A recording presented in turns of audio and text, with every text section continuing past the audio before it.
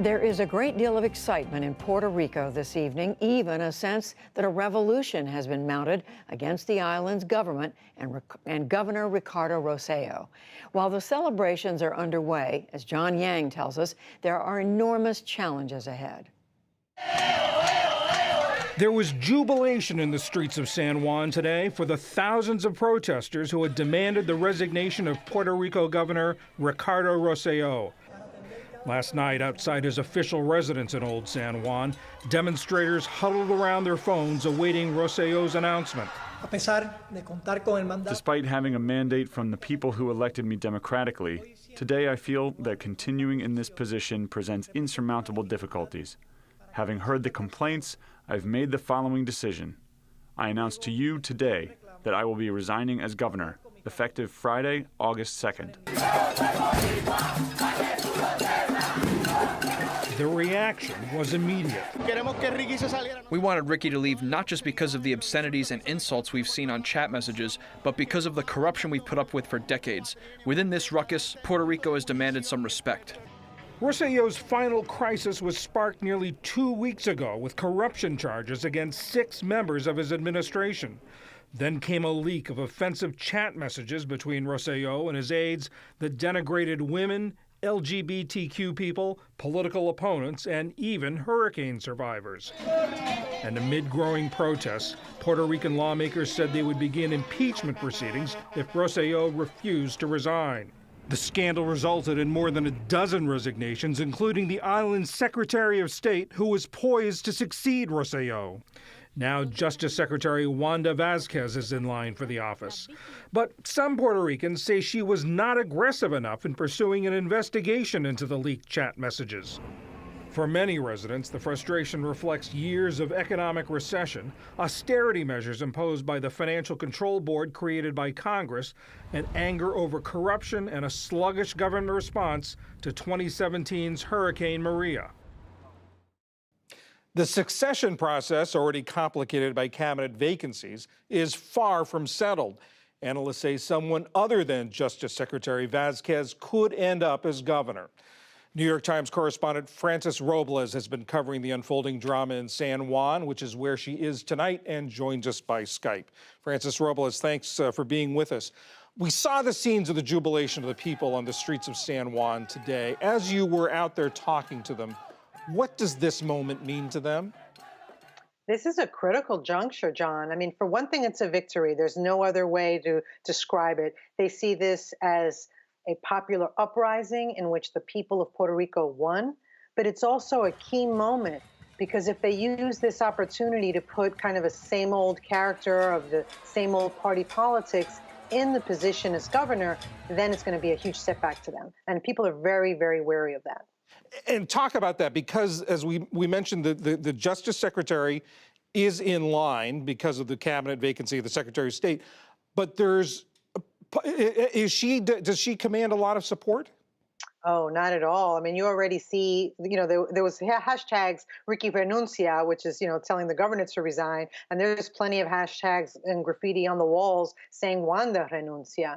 They don't want her, and she's had some problems in terms of investigations, in terms of meddling in cases of her family.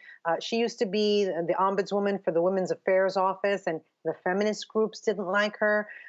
So she is a really complicated candidate for that position, and I don't even think she wants it. The succession is dictated by the Constitution. Is there a way that Vazquez could not be the successor under the Constitution? I think there's a really good chance that Vazquez is not going to be the successor. Her statement last night was really telling. She said something like, I will assume this responsibility if necessary. And the key there was if necessary. So the trick really is going to be that the governor has this vacancy in his cabinet, the Secretary of State position. He is still governor until next Friday, and he is within his rights until next Friday to fill that position. And so if he fills that position, and if that person is confirmed by the Senate and the House of Puerto Rico, then that person is going to become governor of Puerto Rico, not the Secretary of Justice. So much of the frustration that was expressed in these demonstrations against Rosselló came from deep-seated problems, the economy, the debt crisis, the Financial Control Board that's because of the debt crisis. How much is going to be solved by Rosselló leaving, and how much is going to be sort of hard slogging ahead? A lot of it is endemic, but a lot of it isn't endemic. Some of it a lot of the discontent here has very specifically to do with what this administration did, how it handled hurricane recovery, how it handled the deaths, the corruption of members of its administration. So while the endemic issues are not going to go away, if they have a new administration that seems much more responsive to the people, I think that person could have more success. What are the chances But of there's no question that it's a big challenge. Yeah, it's going to be a really tough challenge. I mean, will they? I mean, the corruption that's been described in the system seems pretty deep-seated. Is this new regime, the new governor, really going to be more responsive to the people? That's a really good question. I mean, that's the question everyone's waiting for an answer on. If they hire, and they are basically hiring a governor because they're naming a person they know is about to become governor, a party hack, the people are not going to have it. I mean, they'll be inviting for all of those people to hit back the streets again tomorrow because they now have had that taste of victory, and they now know, well, hold on a second, our vote, our say does matter here. And so that's the question. Can they find a person who's not just about the same old party machinery, giving contracts to their cronies and embezzling money? I mean, that's the history of Puerto Rico that people are trying to change. Could this sense of victory and sense of empowerment lead to a greater push for more sovereignty on the part of Puerto Rico?